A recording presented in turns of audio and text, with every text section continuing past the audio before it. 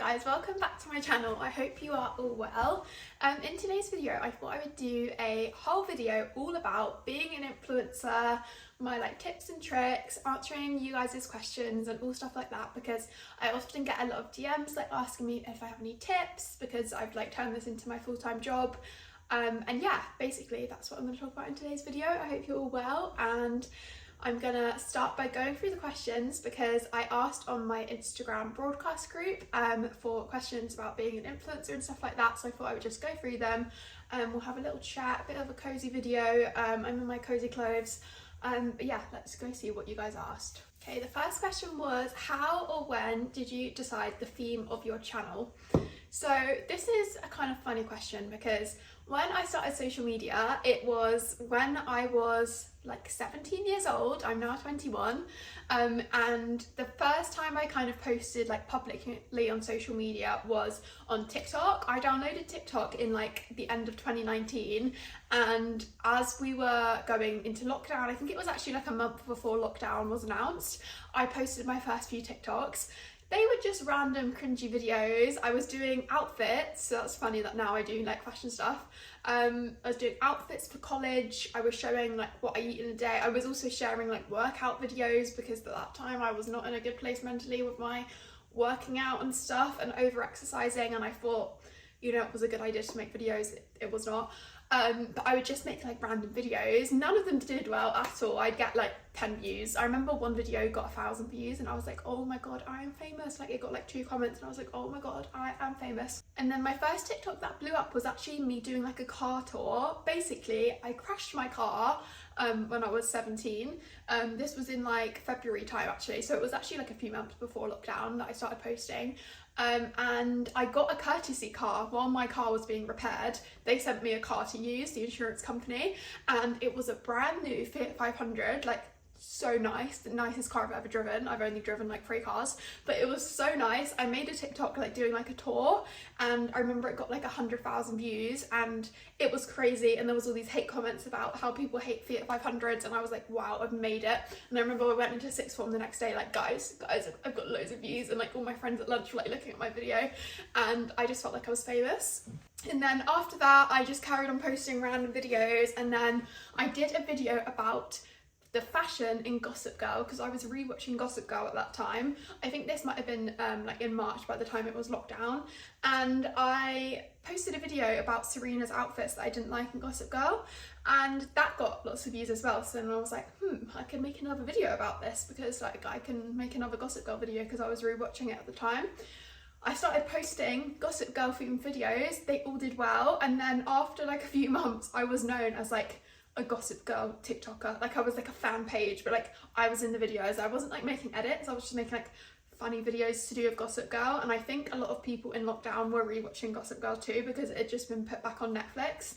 So I was doing quite well and getting quite a lot of views, and it was just such a random thing because I hadn't watched Gossip Girl that many times. I wasn't a mega fan, and then suddenly I'd become a fan account for this TV show on TikTok. And then while I was getting more followers on TikTok, I think I got up to 30,000 or something as a Gossip Girl account. I was right, I need to start posting on my Instagram. Obviously, if people want to follow me, I need to start posting things on Instagram. So I started posting outfit photos on Instagram. I would force my mum to go in my back garden and take pictures of me, or get my friends when we're doing social distancing walks to take pictures of me in the summer of 2020. And yeah, I didn't have that many followers on Instagram at the time. I think I had 5,000 or something, mainly just over from TikTok, people that came over. But yeah, I started doing that, and then gradually I was right, I don't really want to keep doing Gossip Girl videos anymore. And I was on a gap year from uni that summer. I had a whole year basically off because I had decided to do a gap year before university. So I was right, while I'm working my part-time jobs, I was working at Sainsbury's and stuff, I was let's just try and post all the time, seeing as I had basically a year of free time. Obviously I was working, but in my free time I could just post, and I didn't care as much because I wasn't at school anymore, so people couldn't make fun of me. I was right, let's just try and give this a go. And I started posting more fashion videos because I was fashion is kind of what I started this account as, and it's more what I want to do. and I started posting like a mix of like, it would be like one Gossip Girl video on TikTok and then a fashion one and then like Gossip Girl then fashion. Then eventually I just kind of phased out the Gossip Girl content, and then I started posting all my TikToks on Instagram and like use Instagram Reels, and that's how my Instagram kind of grew. And then in the year I had before I started university, I remember my Instagram, I think I had about 40,000 followers, and then my TikTok, I think I had either just under or around 100,000 followers. So I was pretty proud of myself, and I remember at uni being like, oh my god, I have 40,000 followers, I'm really cool. But really it doesn't seem that much now compared to where I am now. But yeah, like I thought it was really cool, and I like started uni, and then over the past 3 years while I've been at university, I've just kept posting. And then, as you guys have seen probably, I've gone into more like body positivity stuff when I like recovered from my like eating and like self-confidence issues. Then I started posting more like body positivity alongside fashion, and now I kind of do those two things are my like main kind of focuses of my channel. And then more recently, like along with the body positivity kind of themes, I do like what I eat in a day videos here on YouTube, and yeah, just kind of share like my life more. And in like 4 months I'm going to be graduating from university, and it's just crazy that I started this whole journey when I was 17 and I'm 21, I'm going to be 22 soon. Like that is like 5 years of sharing stuff online. Like that is mental to me. But yeah, that was a very long and rambly answer of how I found the theme of my channel. It did not come easily. I guess I always did start off doing fashion, but then I went to Gossip Girl and other stuff, and then now I've ended up doing like fashion and body positivity at the same time. Someone said, do you use any tech to help in your videos, like ring lights, etc.? I am a very kind of boring, basic person when it comes to filming my videos. I basically don't use much like technology, like ring lights or anything. My main tips, and the main thing I think you need, is a tripod. I got my tripod on Amazon, that's what you're on right now. I film everything on my phone. I have a work phone, which is what I film all my videos on, and then I have my personal phone. So on my work phone, I film everything on my tripod. One of the best tips I have is if you've got an iPhone that has like the MagSafe, like magnetic like capabilities, get a tripod mount with the MagSafe. I can't really describe it to you right now. I might just film right now. Let me show you guys what you're stood on right now. Let me do a little camera in camera shot. Basically, rather than having a tripod clasp that is like around your phone, it just magnets on, and it's just like really easy to just pop your phone up quickly and like film content. So those are like the two things I use for my videos, is a tripod and the MagSafe mount. But apart from that, I don't really use any like lighting or anything. I just try and film when it's a sunny day like today. And I'm quite lucky that here, especially in my new flat, I've got quite good lighting. Like I've got a lot of big windows, so I just try and film here in my bedroom where I've got a lot of like big windows and good lighting. But my main tip is just to find a room with good lighting, because even if you've got like an older iPhone or like worse quality camera, if you have good lighting, your video is always going to look better. And if you do live in like a dark house or like a dark bedroom, you could get like ring lights and stuff, but honestly I think natural light always looks better, and it always just looks more like nicer and like less like staged. So I would say use natural lighting where you can. Okay, next question. What made you want to become an influencer? I never really planned this. Like, as I said, I was just posting random videos on TikTok when I first discovered it. Like I didn't like plan to make this my job. But obviously growing up, I was like watching all the old school YouTubers, and I always used to think like, oh my god, I wish I'd started making YouTube videos in like 2010 when like Zoella did. And I always used to think like, oh, I missed the boat. Like I wish I could go back in time and start like YouTube then, because it was so easy to like get more successful then. But I think I was just lucky that I started TikTok when it was easier to become more successful. And even now still, we're still in like the age of like TikTok, and like I think it is easier to go viral now. So I didn't really set out to become an influencer. I think I was just lucky with like the timings of when I started posting. But I did grow up watching like all those YouTubers, and I did used to want their jobs, so it's kind of like accidentally, I guess I was kind of inspired by those guys, like the British like YouTube crew. Next question, what is your favourite thing about influencing?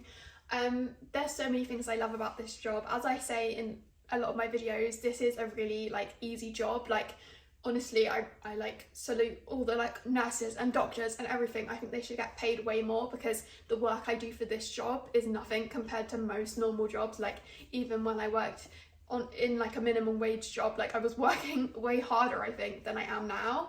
but I guess I'm just like super lucky and grateful to be working this job. And I think my favourite thing about the job itself is just like the freedom and the fact that I can just wake up and decide what I want to do that day. I don't have like a schedule, I don't have to like be at work at a certain time. I think that's great, and it's the same with like any job where you're like working for yourself or like self-employed. I just think it's really good, and like there's so much freedom. One of my favourite things about like specifically working for myself on social media is ever since I started posting my like body positivity and like self-love content, I get so many lovely messages, and it just really makes me like feel like I'm doing something, like I'm helping people when I get these messages saying that I've helped them with their body image or I've made them feel more confident. And that's one of my favourite things. Whenever I get messages, I'm like, okay, any of these hate comments, I don't care, because I'm helping people and helping young girls and like I wish I had my videos to watch when I was their age. So that's one of my favourite things as well about influencing, just like being able to help people online. Someone said, what is your advice to help grow my account and reach my full potential? I would say my main tip for filming and like getting more followers and stuff is to film like short form videos, you know, like these minute and less videos, and post them on every single platform. So you might be just filming and posting these videos on TikTok and you might not be getting followers. Post that exact same video on Instagram Reels, post that exact same video again on YouTube Shorts, post that same video again on Snapchat Spotlight, post that same video again on Facebook Reels, because you've got a way more chance of one of those going viral if you're posting it on 5 different platforms rather than just one. And if your content isn't working on TikTok, it might be better suited for YouTube viewers or Instagram viewers. Like honestly, I'll have one video that will go viral on Instagram, get like 10 million views. The same video will get like 20k views on TikTok, or like way less on Snapchat. And it just goes to show that like some videos are just better suited for different apps. And if you're only posting on one app right now or 2 apps, then you're like giving yourself way less chances to go viral than if you're posting on all different apps. Another tip I have for specifically Instagram, I was told this by someone that works at Instagram. They told me that the best way for like the algorithm to like show your post to more people is to post the same amount of videos every single week. It doesn't matter if that's 1 video a week, 20 videos a week, whatever, but just be consistent in the amounts of times you're posting. So me, for example, I post an Instagram reel every single day at like 6 or 7 p.m. And ever since I started being really consistent with that and like every single day post a video, that's when my Instagram started going more like viral and like my reels would blow up and stuff. And it's not that you have to post every day. You could be posting once a week on a Friday, but as long as you're doing it every week for a whole year, you've probably got a good chance of going viral with one of those videos. Someone else said, how do you deal with hate comments? I think it's a very hard thing, and like I said, that first video I ever posted that really blew up on TikTok about my car, I got loads of hate comments, and at the time I was like, oh my god, I feel like everyone hates me, everyone hates Fiat 500s, and like when I look back now it's just funny. But I get a lot of hate comments every single day, like especially it seems to be on Instagram Reels. If one of my Reels blows up, like you get a lot of like old men hating in the comments. And it really doesn't really get to me anymore, unless I'm having like a bad mental health day and I'm already like have this insecurity in my head, and then I see someone comment on that exact insecurity and it has 10,000 likes. I'm like, great, like everyone agrees with me, I'm ugly. But then I wake up the next morning and I'm like, oh, what was I talking about? Like, I'm hot, why am I letting these old men like dictate my thoughts on my life? But I would say my main thing for dealing with hate comments is just go on these people's accounts. Like, I will see the most horrible comment, I'll go on the account and it's like some old man from Texas with like kids, with daughters and a wife, and I'm like, you have a whole family and you're like sat here commenting hate on a young girl's post, and like it just go on their accounts. It will make you feel so much better. Like honestly, if I was getting a hate comment from like Taylor Swift or just someone who I think high of, I would be better, I'd be like hit by that. Whereas if I see a hate comment from some random old man or old woman who probably is just jealous, I'm like, this says way more about you than it says about me. Like, you're probably commenting hate on every single video you see on Instagram, and it's not really anything to do with me, it's all to do with their own mental health, and they just want to attack someone because they're feeling so bad about themselves or their body. They want to make someone else feel the same way. And yeah, I just try to think about that, and just the fact it's, yes, says everything about them, nothing to do with you, and just look on their account and laugh because it's just funny sometimes. Someone else said, what inspired you to start your YouTube channel?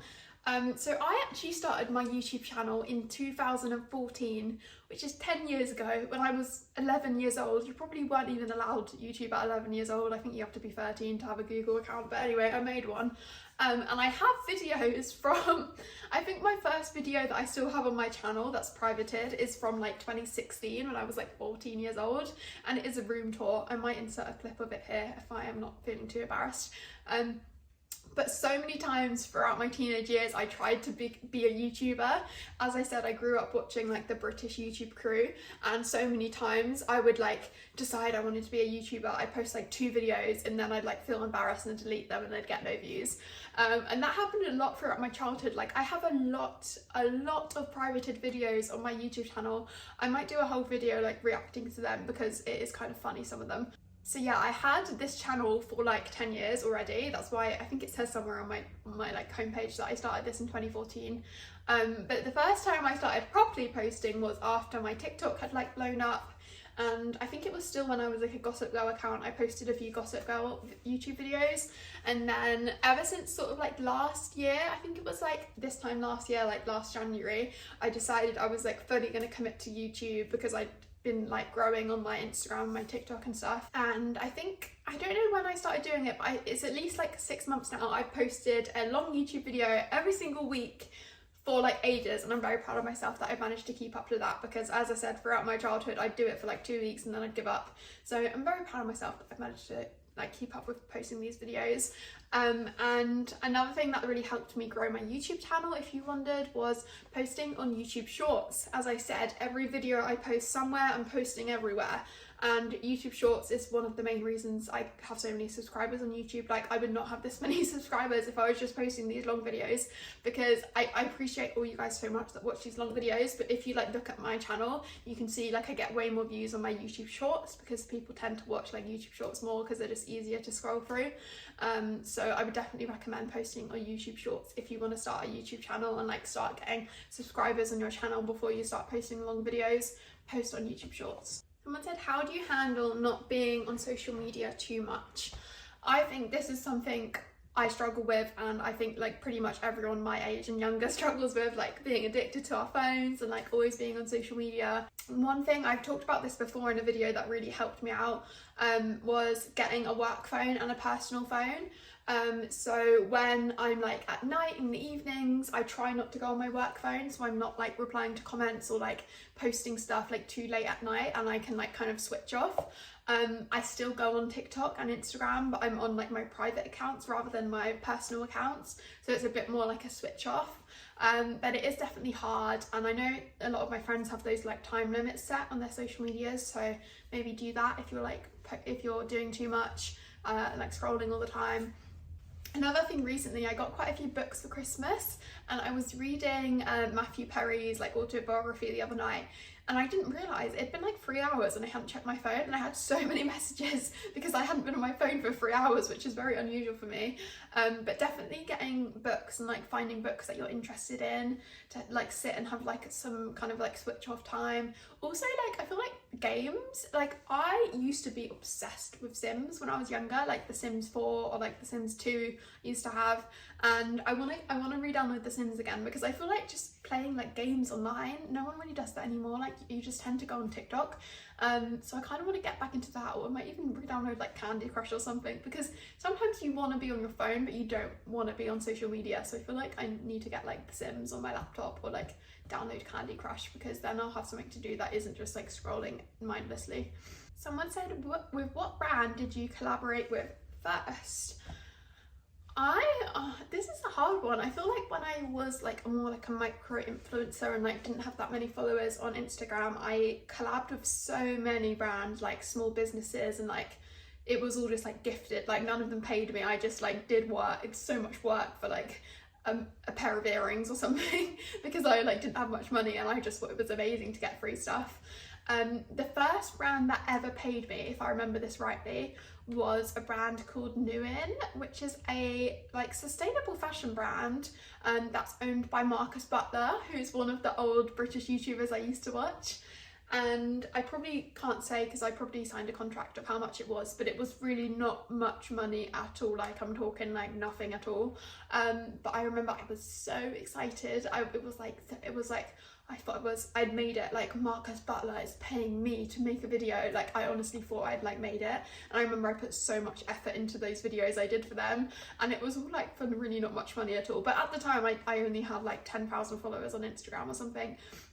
But I remember I was at my job, because this was in my gap year I got this deal. I was in my job. I used to work at an after school club, like for kids, like doing activities with them. And I remember telling the woman I worked with, and she was like so excited for me, and she like couldn't believe it, and I couldn't believe it. And yeah, that was like the first paid collab I think I ever got, which was with this brand called Nuin. Someone said, is being an influencer your dream job? I think this is a hard question, because throughout my life growing up I never really knew what I wanted to do like as a job. When I was doing my GCSEs in like year 10 and 11, I loved photography. I did photography A level and GCSE, and I also did media studies, and at that time I thought I wanted to be like a video editor, or like work with like TV and like production and stuff, like film production.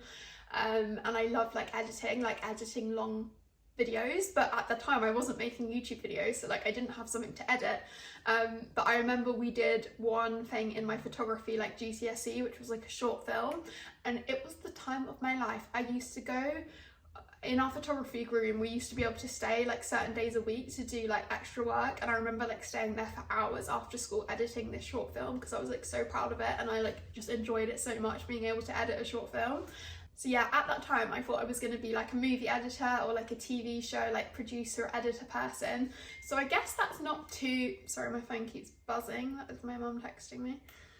But yeah, I wanted to be like a film editor, so I guess doing YouTube isn't too like dissimilar. Like, I love editing these YouTube videos, like I love being able to sit down and do these YouTube videos. So yeah, it's quite a similar thing I guess that I do now, except I never really imagined that I'd be the one like on the camera. I guess I thought I would just be like behind the scenes doing editing.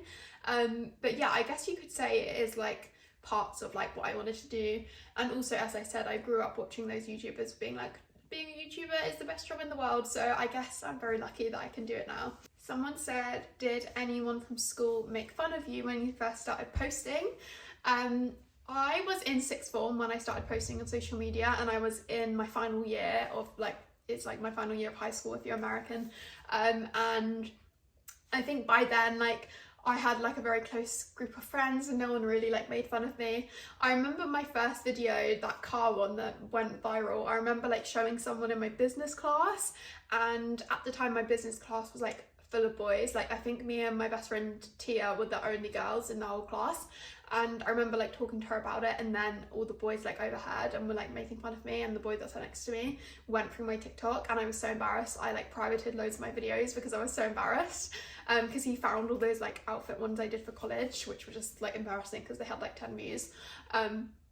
So I remember that happening, but nothing really else happened in school. I think because we were all like older by then, we were all like 17 or 18, no one really cared. And then by the time I started going more like viral, and I think people like were seeing me posting more, it was lockdown, so I couldn't see anyone anyway, so it was fine.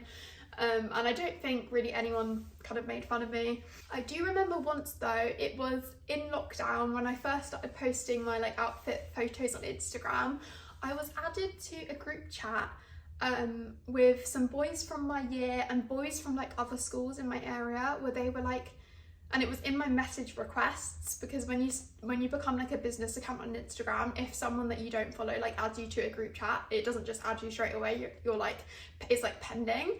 And a boy that I know like from my school had added me to this group chat, and it was like a lads group chat where they were all like talking about women and like sending in selfies of girls from our area and like rating them, and they'd sent in pictures of me and like talked about how I look, and then they added me to the group chat, and I was like, what is going on? Like, it was actually crazy. Like, I think they were probably all just like bored in lockdown, but I was like, how stupid do you have to be to talk about me in this group chat and then add me to it? Like, I don't know if they didn't realize that I could read all the old messages, but they were like sending in selfies from all different girls in our area and like talking about how hot they are and stuff, and I like accepted it. And I remember replying something sassy. I was like, you guys are all like misogynists and I have a boyfriend anyway, but I wouldn't look at any of you even if I didn't.